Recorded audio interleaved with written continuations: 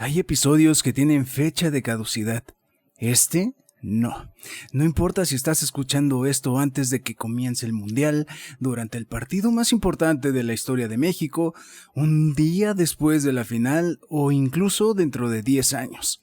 Porque el resultado al final es exactamente el mismo. Quizá México fue eliminado en fase de grupos. Quizá llegó al famoso quinto partido. Quizá levantó la Copa del Mundo. O quizá hizo historia de una forma que nadie imaginaba. Pero la pregunta que hoy quiero hacerte seguirá teniendo el mismo peso sin importar el marcador. Porque este episodio no habla de fútbol.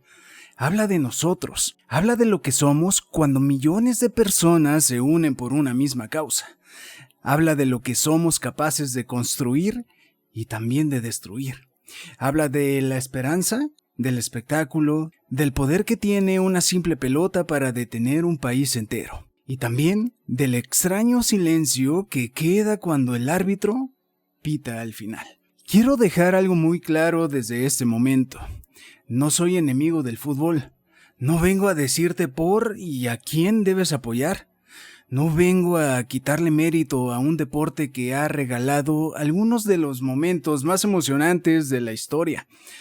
Vengo como un observador, como un ciudadano, como alguien que intenta entender por qué somos capaces de abrazarnos por un gol, pero muchas veces incapaces de respetarnos cuando el partido termina.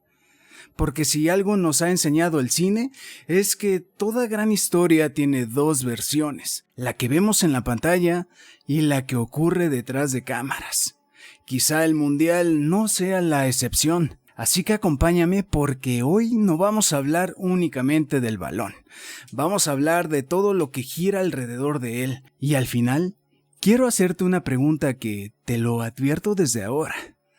Probablemente siga resonando en tu cabeza mucho después de que termine este episodio. Estás sintonizando, querido Infamous. Prepárate un café porque hay preguntas que parecen derrotistas hasta que descubres que en realidad son las más esperanzadoras. Cada 4 años ocurre algo extraordinario. El mundo entero parece detenerse. Las conversaciones cambian, las calles cambian, los horarios cambian, los restaurantes, las oficinas, las escuelas, los trabajos, todo comienza a girar alrededor de un balón. Personas que nunca hablan de fútbol terminan opinando. Quienes normalmente no se saludan terminan abrazándose por un gol. Las diferencias políticas desaparecen durante 90 minutos. Las redes sociales se llenan del mismo tema y por un instante parece que todos pertenecemos al mismo lugar. Eso tiene algo profundamente hermoso, pero también profundamente inquietante, porque pocas cosas tienen la capacidad de unir a millones de personas al mismo tiempo. Y precisamente por eso, también pocas cosas tienen el potencial de ser utilizadas. Hoy no quiero hablar de si México juega bien o juega mal. No quiero discutir alineaciones, ni técnicos, ni estrategias. Quiero hablar de algo mucho más grande. Quiero hablar del Mundial como fenómeno humano, como espectáculo, como negocio, como símbolo, como emoción. Y sobre todo, quiero hablar de una pregunta que probablemente incomode a más de uno. ¿Y si sí? ¿Y si México sí gana? ¿Nosotros qué ganamos? Después de los Juegos Olímpicos, probablemente no exista un acontecimiento deportivo con mayor impacto global que un mundial. Miles de millones de espectadores, cientos de países, millones de turistas, patrocinios multimillonarios, derechos televisivos, publicidad, política, economía, tecnología. El mundial dejó de ser únicamente fútbol hace mucho tiempo. Hoy es una industria gigantesca, una maquinaria económica, un escaparate para gobiernos, para empresas, para marcas, para intereses internacionales. Y decir esto no significa odiar el fútbol, significa entender la dimensión real del evento. Porque detrás del balón existen contratos, negociaciones, presiones políticas, decisiones geopolíticas, acuerdos comerciales y enormes cantidades de dinero. Esto no es ningún secreto. Ha existido corrupción, ha existido compra de votos para elegir sedes. Ha habido escándalos dentro del máximo organismo de fútbol. Ha habido investigaciones internacionales. Y aún así, cada 4 años volvemos, porque el espectáculo sigue siendo fascinante. Es como el cine. Sabemos que detrás de una película existen estudios, inversionistas, estrategias de marketing y millones de dólares. Pero cuando las luces del cine se apagan, simplemente nos dejamos llevar por la historia.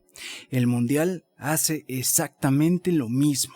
Durante un mes o poco más, olvidamos quién financió el espectáculo. Solo queremos vivir la emoción. Ahora bien, hay algo que no se puede fabricar: la esperanza. Eso sí es auténtico.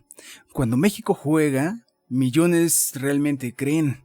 No importa cuántas decepciones hayan existido antes, siempre aparece esa pequeña voz. ¿Y si sí? Esa frase mueve montañas, porque no nace del análisis, nace de la ilusión y, curiosamente, esa misma emoción la encontramos en el cine. Cuando vimos a Rocky subir aquellas escaleras, cuando la Comunidad del Anillo decidió enfrentar a Mordor, cuando los Vengadores aparecieron juntos por primera vez, cuando en busca de la felicidad parecía imposible salir adelante, cuando Rudy desafió todas las probabilidades, cuando escuchamos Lose Yourself de Eminem, cuando suena Hall of Fame de The Script junto a will.i.am, cuando el Crescendo de Time de Hans Zimmer nos hace creer que todavía queda una oportunidad. Todas esas historias tienen algo en común. Nos hacen pensar que lo imposible todavía puede ocurrir. Y el Mundial consigue exactamente eso. Hace que millones crean al mismo tiempo en una posibilidad. Eso es poderoso. Muy poderoso. Quiero detenerme aquí, porque creo que esa es la frase más importante de todo este episodio. No importa si eres aficionado o no. Todos hemos tenido un ¿y si sí? ¿Y si sí consigo ese trabajo? ¿Y si sí funciona mi proyecto? ¿Y si sí encuentro el amor? ¿Y si sí salgo adelante? ¿Y si sí logro cambiar mi vida? El fútbol solamente toma esa emoción universal y la coloca dentro de un estadio. Pero esa emoción en realidad es humana, no deportiva. Aquí quiero ser muy claro.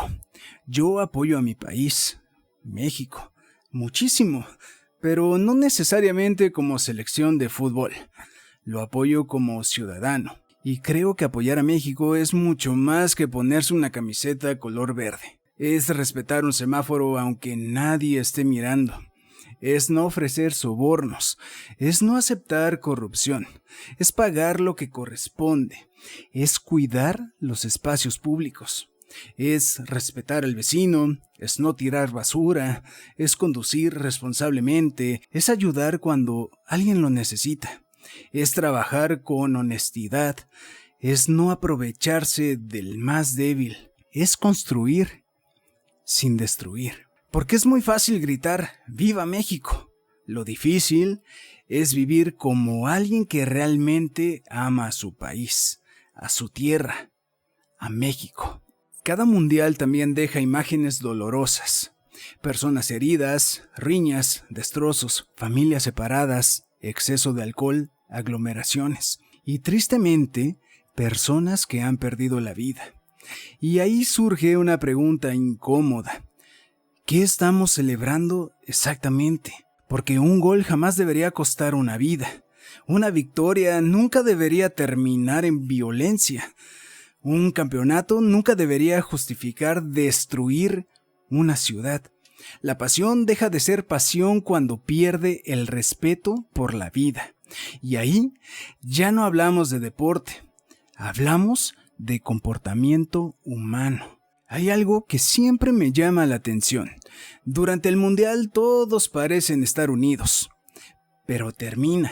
Se guarda la camiseta, se apaga la televisión y muchas veces todo vuelve a ser igual. Seguimos siendo impuntuales, seguimos siendo indiferentes, seguimos esperando que alguien más arregle el país, seguimos culpando a los demás. Entonces me pregunto, ¿por qué esa unidad solamente dura 90 minutos? ¿Qué pasaría si esa misma energía se utilizara para mejorar nuestras calles, para ayudar a una comunidad, para exigir mejores instituciones, para educarnos y sobre todo para respetarnos? También existe otro aspecto del que pocas veces hablamos. Todo gran evento construye una narrativa. Toda ceremonia tiene símbolos, colores, coreografías, escenarios, mensajes, música, iconografía. No necesariamente porque exista una intención oscura detrás de cada elemento, sino porque el ser humano siempre comunica mediante símbolos. El cine lo hace constantemente. El color rojo en la lista de Schindler, la máscara de V for Vendetta, la píldora roja en The Matrix, el fuego en los Juegos del Hambre. Los símbolos hablan incluso cuando nadie los explica, porque el deporte también construye esos símbolos. Ceremonias de apertura, mascotas, logotipos, himnos, coreografías, narrativas de unidad. Y vale la pena observarlos con pensamiento crítico, no para vivir desconfiando de todo, sino para recordar que el espectáculo también comunica ideas, y aprender a observar nunca será algo negativo.